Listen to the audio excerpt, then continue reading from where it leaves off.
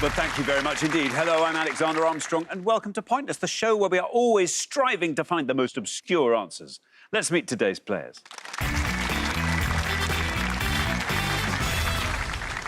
And couple number one. I'm Andrea, this is my husband Adrian, and we live in the West Midlands. Couple number two. Hi, I'm Rick. This is my partner Jaden, and we live in London. Couple number three. Hi, I'm Jennifer. This is my husband Tony, and we're from Gloucestershire. And finally, couple number four. Hi, my name's Connor, and this is my mum Siobhan, and we're from a small town in East Lancashire called Baycope. And these are today's contestants. Thank you very much, all of you. A very, very warm welcome to Pointless. It's lovely to have you all here. That just leaves one more person for me to introduce. This former Antiques Roadshow presenter mentioned how priceless our Pointless trophies are. And sadly, a truckload of them went missing earlier today. By the way, I have a small stall at the farmer's market in Nether Wallop next week, just selling a couple of TV knickknacks I've picked up over the years. It is my Pointless friend. It's Angela Rippon. Well, you never know what may turn up on your stall, of course. Well, you never know, Angela. You don't. never do, my love. No, I think one of the most exciting things that we ever had turn up when I was presenting the programme was an American lady who had bought something off a stall in Vietnam when her husband was based there with the American Air Force. And the family used it as a milk jug for their cornflakes in the morning. I remember Hugo Morley-Fletcher, who was the porcelain expert. His eyes went out on organ stops, and he said, I've only ever seen one of those before, and it's got a crack in it, and it's in the British Museum. And this tiny little milk jug turned out to be a priceless piece of porcelain, so you never know. You never do know. No. Just have another look up in... I'll go and have a look. In your knickknacks. Which means the bric-a-brac. The bric-a-brac. Thank you very much indeed. Shall we say hello also to our guests today? It is lovely to see four of them back, but welcome now to Jennifer and Tony and to Siobhan and Connor. We hope you enjoy today's programme. I'm sure you will. Thanks, Angela. Now, Jane and Philip won the jackpot last time, so today's jackpot starts off back at £1,000. There it is. Right, if everyone's ready, let's play Pointless.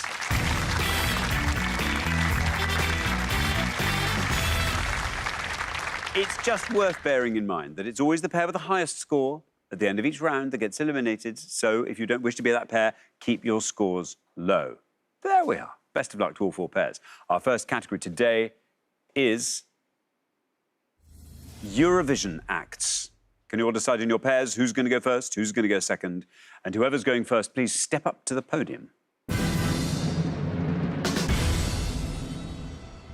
Let's find out what the question is. Here it comes. We gave 100 people 100 seconds to name as many UK participants at Eurovision as they could, Angela. Yes, indeed. We're looking for the name of any act that has represented the United Kingdom at the Eurovision Song Contest.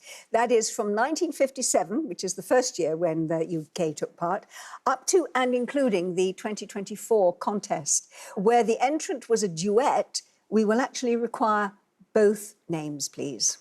Thank you very much indeed. Oh, Andrea, I promise you, they're not always UK-centric, these questions. Sometimes they're quite international, you know. I'm guessing you didn't really grow up with Eurovision, did you? No, I grew up with Soul Train, man. I have no idea what this is.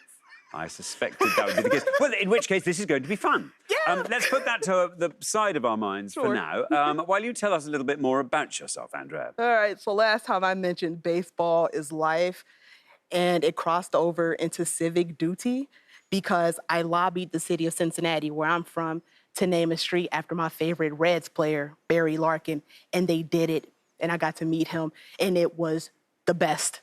That's extraordinary. So you started a campaign to have Barry Larkin Street Square? Barry Larkin Way. Barry Larkin Way. I emailed Cincinnati City Council every month for 2 years. Wow. I am not dedicated with a lot of stuff, but I was adamant to make that happen. And happen it did. Yeah, it was boss. Soon there's going to be an Andrea Square in the West Midlands, I should think. Oh, my gosh. Beautiful. Yeah, man, he's selling me some good dreams here. OK, I'm afraid I'm going to put the kibosh on those because we are now straight back at Eurovision. Yeah. I think the only one I can think of is Sam Ryder. Sam Ryder. It's good. I think. Let's see how many of our 100 said Sam Ryder. Sam Ryder. Absolutely right. Look at that. And down and down and down it goes. Look at that. Down to 11. It's a cracking answer. Very well done indeed. I 11. cannot believe it. What a start to the show. What an inspired guess. As you see, 11 other people came up with Sam Ryder, who actually turned the UK's fortunes around when in 2022 he came second in the competition with the song Spaceman. In fact, he was top of the leaderboard after the jury votes, but the eventual winners, Ukraine, actually received more votes in the televoting. But well done. There we go. Jaden, welcome back. Hello. It is show 2 time. Yes. Great to have you with us again. Tell us more about yourself, Jaden. So I'm originally from Singapore. And yeah, I moved here about 3 years ago to study my master's in speech and language therapy, which I'm now practicing. And how did you find it? Is it pleasing you, your time here in the UK? I think I definitely, contrary to what a lot of people think, I kind of enjoy the weather here, to be honest, because Yeah. it's cooler. It's cooler. Yeah, back home it's hot and humid every single day, so And do you know what's exciting is it's full of variety. yes. I have no idea from 1 minute to the next what might happen. Jaden, what are you going to go for? Are you familiar with Eurovision? No, Well, honestly. more fun to be had then. Yeah. So I'm going to go with Ollie Alexander. Ollie Alexander says Jaden. Let's see how many of our 100 said Ollie Alexander. Ollie Alexander is right. It's another great answer. Look at that, down to 9. 9, Jaden, single digits. Not bad for someone who says he knows very little at all about Eurovision.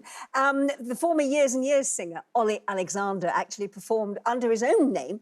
He came 18th in 2024 with a song called Dizzy. Now, it actually got 46 points from all the juries, but it received nil points from all the television people who were voting, hence the disappointing finish. Now, Came is it 18th. disappointing? That must be so disappointing for him. I know. I mean, that's the turnaround. I mean, you'll know only too well. I presented it in So you did. 1977 from Wembley. Yes. Yes. But all I can say is it remains a blur, a complete blur to Listen, me. if you can remember Eurovision 1977, you were there. Now then, Tony. Hi, Tony, welcome to Pointless. thank you. May I commend you on your waistcoat? Thank you. I like it very much.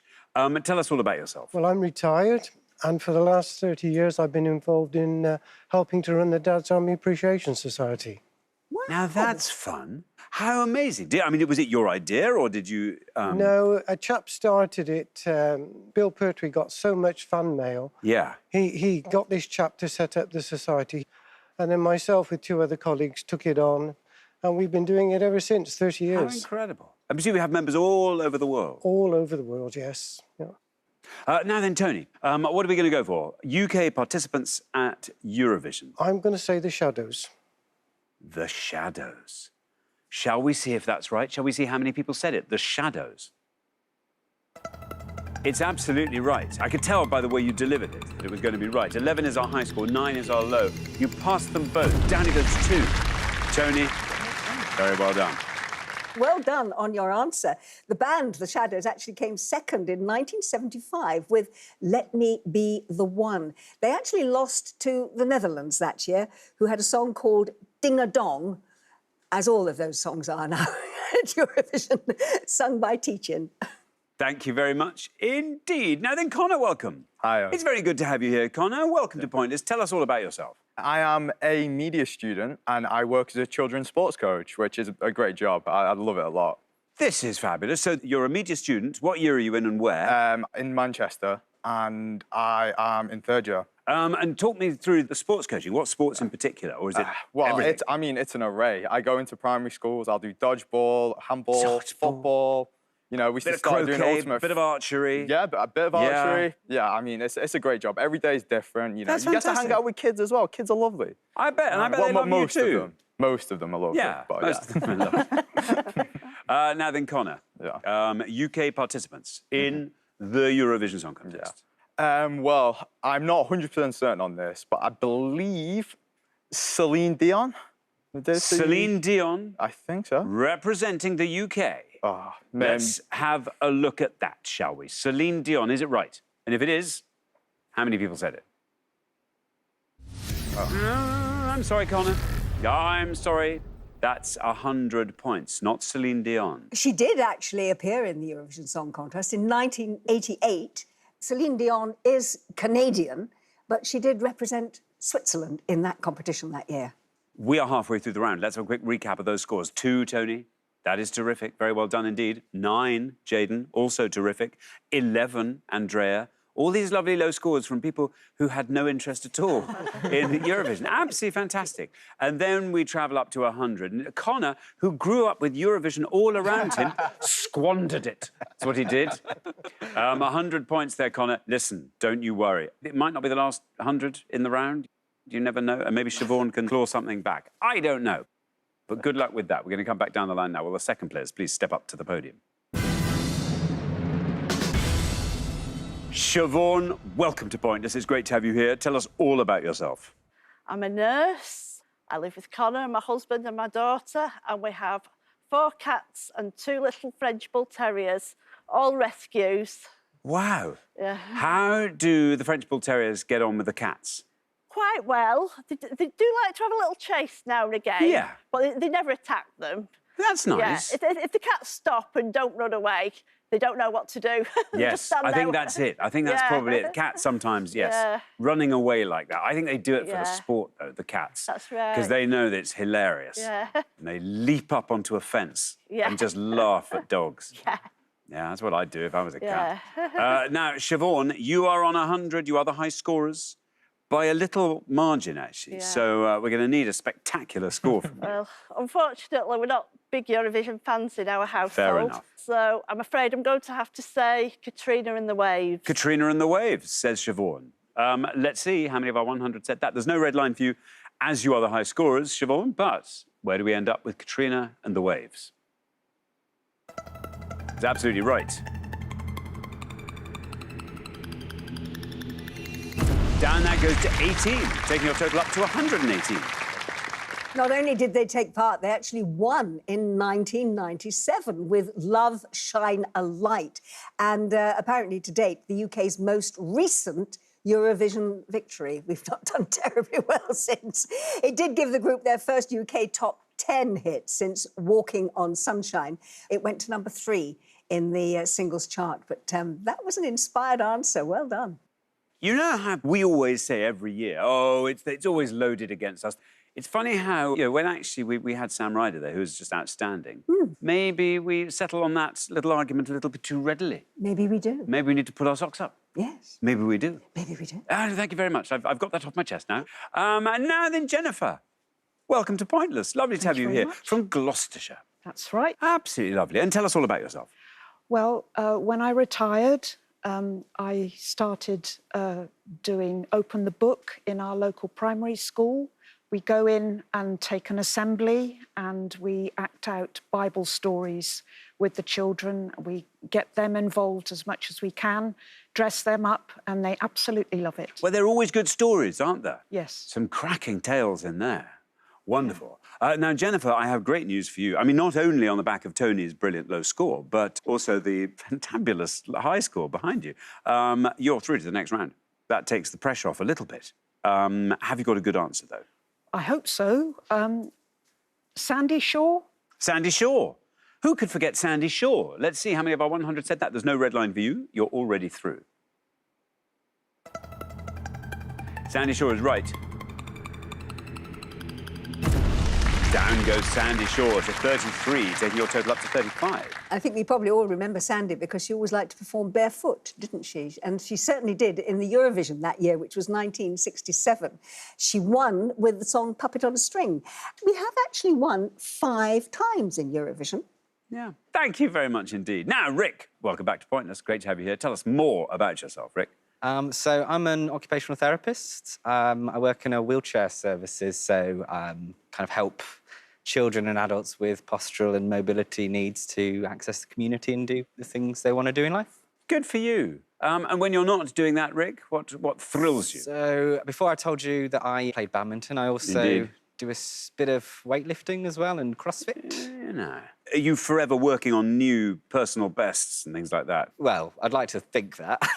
Yeah. But, yeah, I think it gets to a point where things just get very heavy and It's very heavy. It's quite an effort to pick them up, so... There we go. Anyway, now, Rick, there we are. You are on 9, you are through to the next round. Doesn't matter what you score. I bet you've got a good answer, though. I'm going to go for Gina G. Gina G, says Rick. No red line, you're already through. How many people said Gina G? Gina G is right.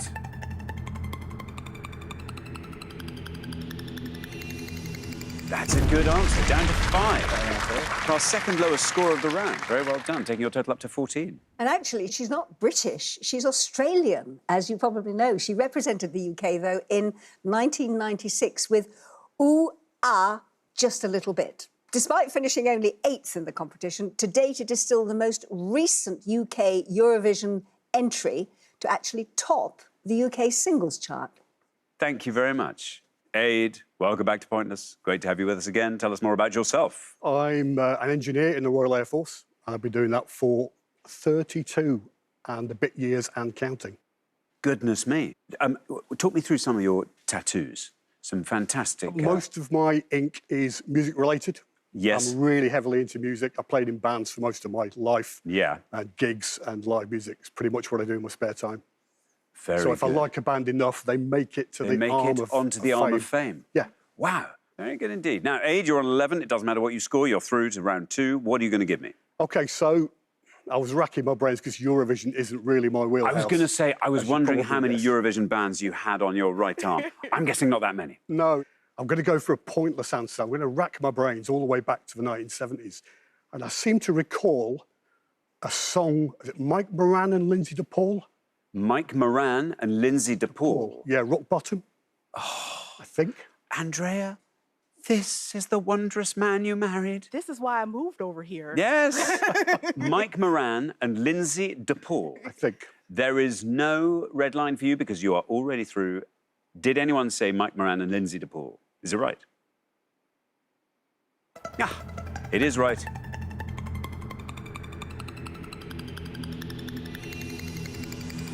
Oh, look at that! You've trailed it as a pointless answer, and thank goodness it was a pointless answer. Very well done. That adds £250 to today's jackpot, taking the total up to £1,250. It scores you nothing and leaves your total at 11 and is altogether marvellous. Well done. You had to dig back into the memory banks there, didn't you? But actually, that was the year that I presented Eurovision Song Contest. I remember They watching were the it. singers, and I couldn't say who it was, of course, could I? They actually finished second, and the song that they sang was called Rock Bottom. And, of course, it was held in London. It was held up at Wembley. And you got a pointless answer, one of over 30 pointless answers that were possible. So we can take a look at some of them up on the board. And we've got Belle and the Devotions, Black Lace and Jade Ewan, Jessica Garlick, Live Report, and Lindsay DePaul and Mike Moran, who you actually just said. Matt Monroe, Patricia Breeden, and Suri. They were all pointless answers as well. Thank you very much indeed. That brings us to the end of our first round. It means we have to say goodbye to our first pair. Oh, Siobhan and Connor, I'm afraid. It is you to whom we say goodbye. But we'll see you next time and look forward to it very much indeed. Siobhan and Connor. For the remaining 3 pairs, though, it is now time for round 2.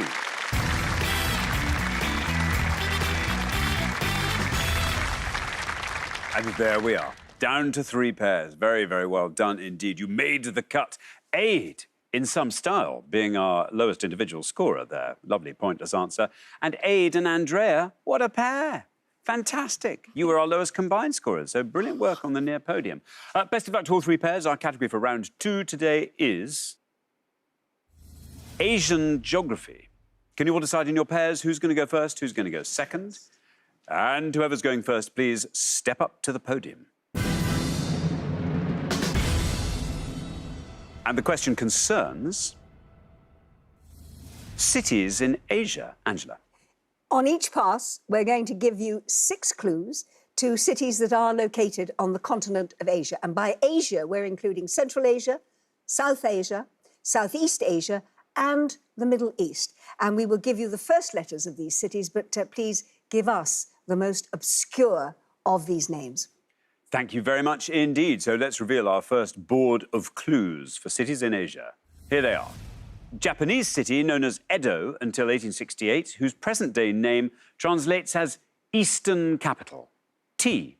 The most populous city of Pakistan. K. Lying on the northwest coast of Java, this city was known as Batavia until 1949. J. In the Thai language, this city's full name is 168 letters long. B. One of the world's coldest capital cities. Nearby landmarks include a 130-foot statue of Genghis Khan on horseback. U. And the Palm Jumeirah artificial islands were created in the early 21st century off the shoreline of this city, D. There we are. Aid, it's over to you. Great, OK. Yeah, not too bad on geography, so I'm going to go for the second one down and say Karachi. Karachi says Aid for the most populous city of Pakistan. Let's see how many of our 100 said Karachi. Karachi's right. Down he goes to 22. Good start. Well, the capital of Pakistan is Islamabad, and it has a population of just over 1 million. But the population of Karachi is just under 15 million. Crowded city. Thank you very much indeed, Angela. Now then, Jennifer, what are we thinking? Well, I know a few, but I think I'm going to take a little bit of a risk because I'm not 100% sure. And I'll go for the third one down, Jakarta. Jakarta, on the northwest coast of Java. Should we see how many of our 100 said Jakarta? Jakarta's right. 22 is the only score we have. And Jakarta passes it down to 10. Very well done indeed. I think if you've ever been to New York, you will know that the city is known affectionately as the Big Apple. Well, Jakarta is affectionately known as the Big Durian. And durian, apparently, is a large fruit with a very pungent odour. In fact, it is so strong that it has been banned on public transport. Yeah. And if you like that kind of thing, Yeah. and I do, Yes. it's delicious. I had it in Sri Lanka, yeah. It's got a very sort of high, slightly gamey, cheesy flavour. I'll take your word for it. Yum.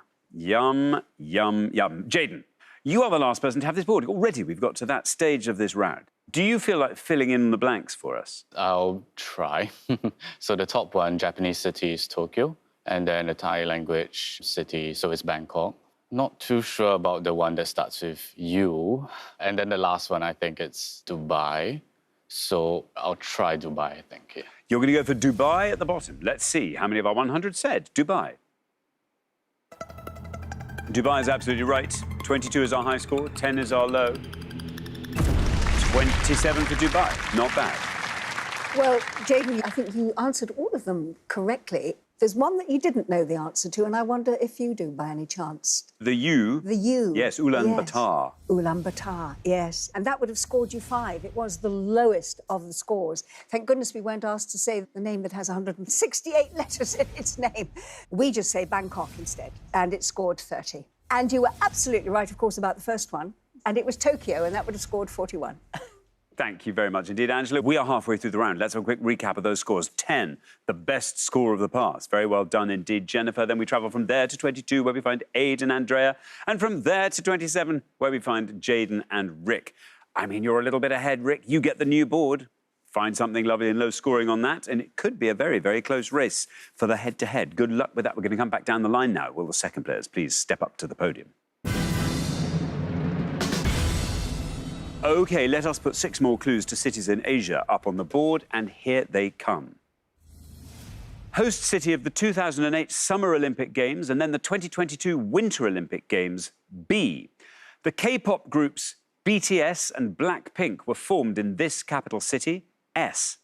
Located on the Irrawaddy River, this city in Myanmar and the road to it were mentioned in a poem by Rudyard Kipling, M. Home to the 88-storey Petronas Twin Towers, completed in 1996 and officially opened in 1999, KL. This trading centre on the Silk Road became the capital of Tamerlane's Mongol Empire in the 14th century, S. And located on the Malay Peninsula, this city-state has a cocktail named after it, invented in the Raffles Hotel, S. There we are. Rick, we come to you. You are on 27. We need a lovely low score from you to bring you back into the fold. OK. I think I am going to go for the last one, which is Singapore. You're going to go for Singapore in honour of Jaden. There we are. There's no red line for you as you're the high scorers. Let's see how many of our 100 said Singapore. Singapore is right. Singapore takes you down to 29, taking your total up to 56. And the cocktail, of course, is the Singapore Sling. You may have drunk it, you may never have made it, but if you ever do, the ingredients include gin, Cointreau and pineapple juice. Thank you very much indeed, Angela. Now, Tony, we come to you. There you are on 10, which means 45 or less gets you comfortably into the head-to-head. It's a tough board for me. Bit of a guess, I'm afraid. I'm going to go for the top one and say Beijing.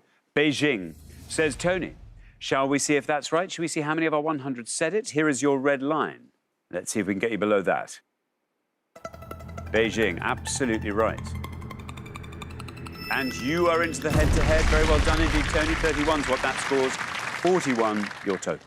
And it was in 2022 that Beijing became the first city, and to date the only city, to host both the summer and the winter Olympic Games. Thank you very much indeed, Angela. Now, Andrea, there you are on 22. 33 or less is what we require from you. Would you like to talk us through the board? The K-pop groups, BTS and Blackpink, that S should be Seoul. I am not sure about the city in Myanmar. The Petronas building is in Kuala Lumpur. Trading Center, I'm not sure about that one either. I'm gonna have to go with home to the 88-story Petronas Twin Towers and hope my memory is serving me right, and that is Kuala Lumpur. OK, KL, Kuala Lumpur, sometimes even known as KL. Let's find out. Is that the right answer? You've got a red line. It's coming here. Can we get you below that with Kuala Lumpur?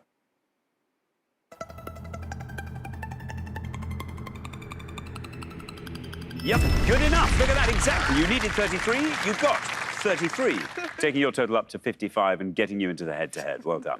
Well, let's take a look at the rest of the scores. Andrea, you've given us a couple of them already, but Seoul, actually, if you'd gone with that, was a slightly better answer. It scored 24, and we've only got 2 left there. I bet you know the Rudyard Kipling one, don't you? Mandalay. Of course, On the Road to Mandalay, the famous poem. Well, Mandalay would have scored you 14, but the lowest score of all, Samarkand, which scored just 1. Fabulous. Thank you very much indeed. Angela, that brings us to the end of our second round. It means we have to say goodbye to another pair, though. And Rick and Jaden, I'm afraid you are that pair. That is your second show.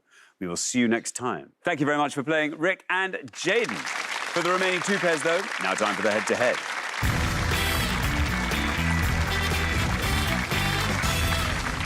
Huge congratulations, Aidan, Andrea, Jennifer and Tony. You are now 1 step closer to the final and a chance to play for that jackpot, which currently stands at £1,250. But I don't think it's going to stand there for very long, because we have a chance now to throw some more money in there if we can truffle out a couple of pointless answers. So here goes, just for fun, you understand. We gave 100 people 100 seconds to name as many species of crocodilians as they could, Angela. And crocodilians is the order of animals that include, of course, crocodiles and alligators and so on. Now, we're going to give you 6 options. 2 of them will be pointless, 2 of them will score, and 2 of them aren't crocodiles at all, they're red herrings. And you'll get £250 added to the jackpot for each pointless answer you can come up with. Thank you very much. So can you spot the pointless crocodilians from these 6? I give you comet alligator, gharial, Morlett's crocodile, spectacled caiman, Pontin's crocodile, and Tomistoma. Does anybody know anything? Absolutely nothing. No. In which case, I'm going to come straight to you, Aid and Andrea. What would you like to nominate as a pointless crocodilian? I do like saying crocodilian. It feels so old-fashioned, doesn't it? It's your word of the day, isn't it? It is. Possibly of the month. Yeah, I think we're going to take a wild guess, because we have absolutely no idea. None. We're going to go with second one down, gharial. Gharial. Shall we see if gharial is a pointless crocodilian? Oh. It's a crocodilian. Halfway there. Ah, 4. Right, Jennifer and Tony, over to you. What do you want to go for? I'd like to go for the bottom one. OK, go for the bottom We'll one. go for the bottom one. Thomas Domer. Yeah. Thomas Domer. Should we see if Thomas Domer is a pointless crocodilian? It is. It's a crocodilian. Come on, Thomas Domer. Yes, there we are. Very well done indeed. Very good. And there was another pointless crocodile there. Morlett's crocodile was the other pointless answer there. Would you like to have a guess at the ones which were not? Yes, I think the Pontins crocodile is probably a ride at a holiday camp. No, almost. Actually, the Pontins holiday camp used to have a children's club, and it was called the Crocodile Club. So, an association, but not actually the right answer. And I am also going to go for Comet Alligator as a red herring. You're right. Bill Haley and his Comets had a 1950s hits with See You Later, Alligator. There we are. And just one left, and that was the spectacled Cayman, and that would have scored you 1. Thank you very much, and well done. You managed to find a pointless answer, which means you have added £250 to the jackpot, so it now stands at £1,500. But who'll be playing for it? Well, we can only find out in the head-to-head.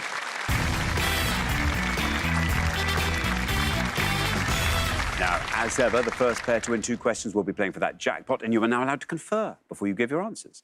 Very, very best of luck to both pairs. Here is our first question, and it is all about pink films.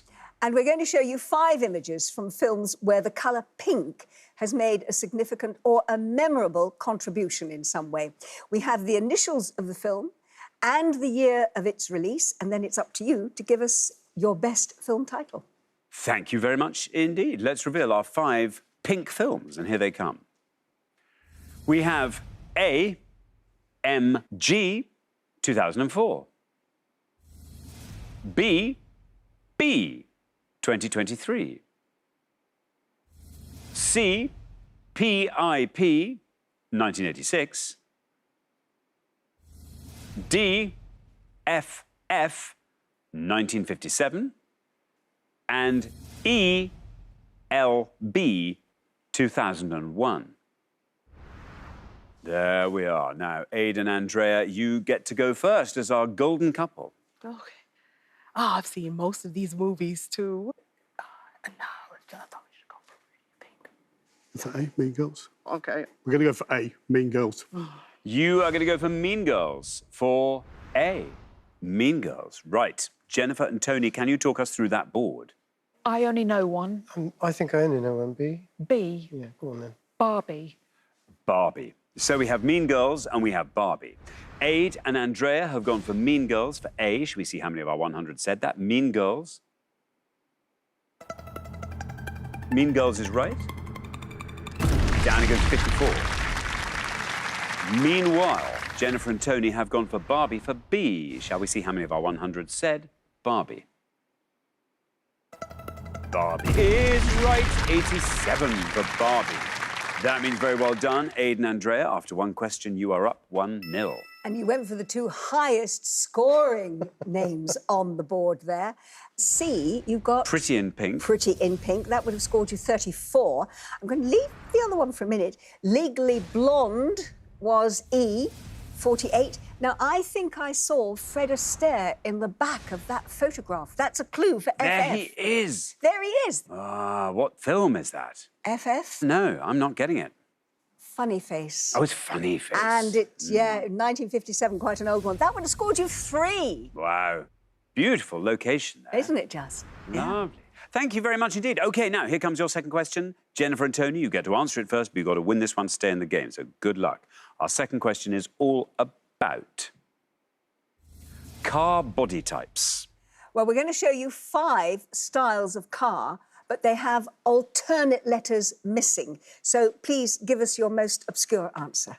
Thank you very much indeed. Let's reveal our body types with bits knocked out. SLO, CUE, HTHAK, SPRII, and CNETBE. There we are. We come to Jennifer and Tony first. I think I only know the middle one. Okay. I think the only one I can really be sure of is the middle one, is, say, hatchback. Hatchback, say Jennifer and Tony. Now then, Aid and Andrea, do you want to talk us through that board? Yeah, OK, so the top one is saloon. I'm not sure about the second from the bottom. It looks Italian, which would probably fit in with the question. And the bottom one will be convertible. But I think we're going to go for the second one down, coupe. Coupe, say Aid and Andrea. So we have hatchback versus coupe. Jennifer and Tony went for hatchback. Let's see how many of our 100 said that. Hatchback is good. 49 for hatchback. Not bad. Meanwhile, Aid and Andrea have gone for coupe. Should we see how many of our 100 spotted that? Coupe's right. And it wins the point for you. Very well done indeed. Down to 31 for coupe, and that means Aid and Andrea, after only 2 questions, you are straight through to the final, 2-0. You actually did well on at least 2 of the others on the board there, because you gave us saloon at the top there, which would have scored 26, and at the bottom, convertible, 21. The last one on the board would have scored 1. It's a very difficult one, actually. It's Super mini. Super mini. Wow. Thank you very much indeed. Well, the pair leaving us at the end of the head-to-head round, Jennifer and Tony. It was only your first show, and look, here you are, in the dizzy heights of the head-to-head. We can take it one step further next time, maybe. Let's hope we do. Anyway, Jennifer and Tony, thank you so much for playing. But for Aid and Andrea, it is now time for the pointless final. Congratulations, Aid and Andrea. You have fought off all the competition and you have won our coveted pointless trophy.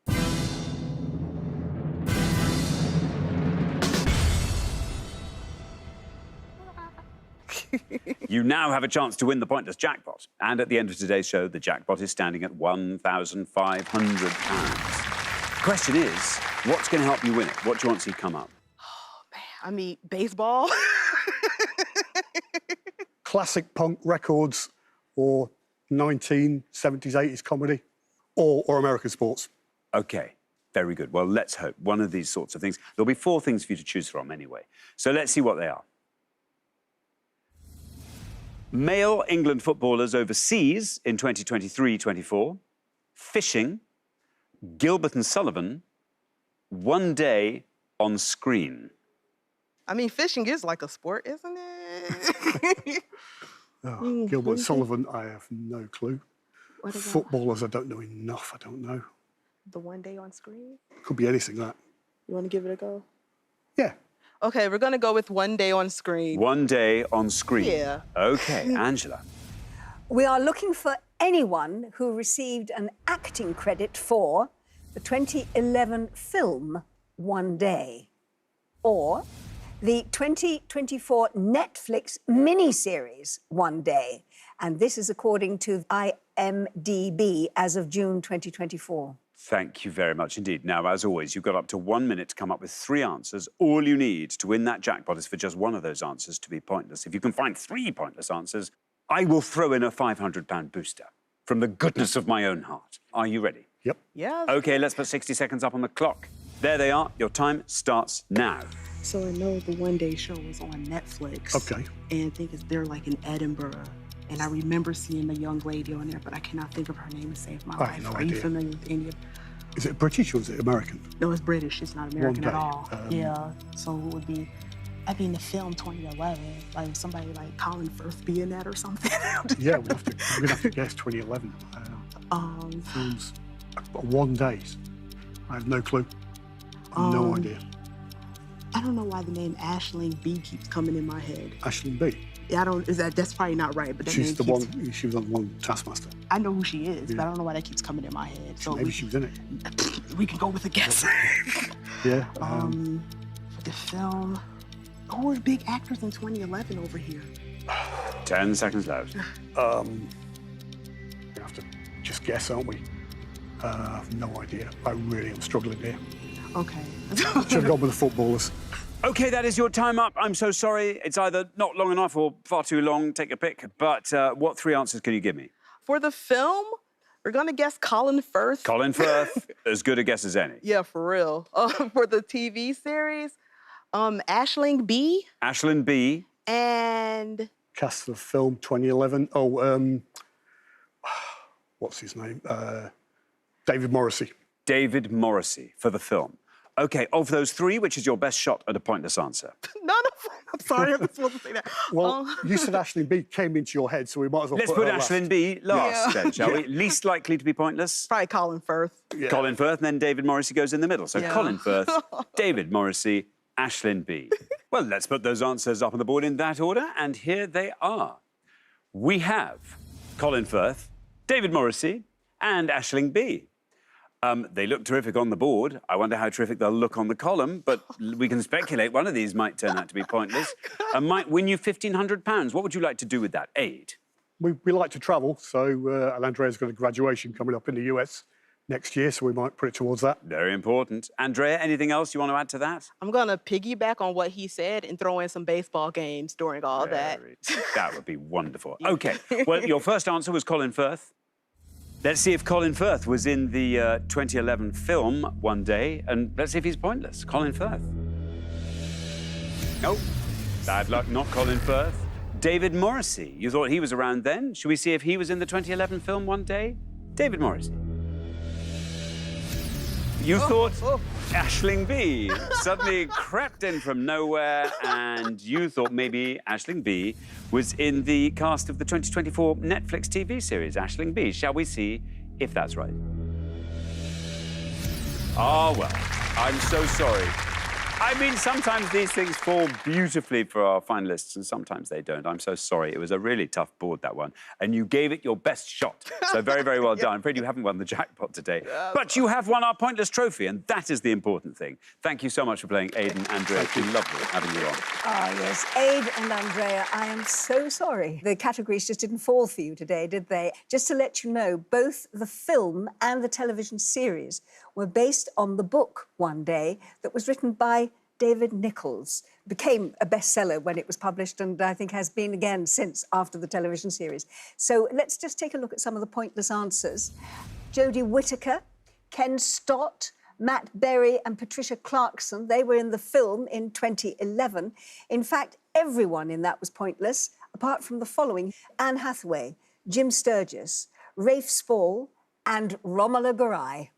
And if we take a look at the television series, the pointless answers you could have gone for were Amber Grappy, Essie Davis, Jolie Richardson and Tim McInerney. The only scoring answers were Leo Woodall, Ambika Modd and Eleanor Tomlinson. Everyone else was pointless. So if you watch the series at home, I'm sure you got some of those. In fact, you might have even got some of the pointless answers, so well done.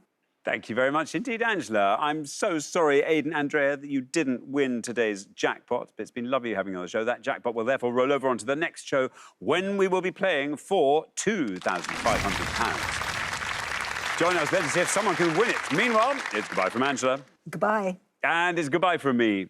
Goodbye.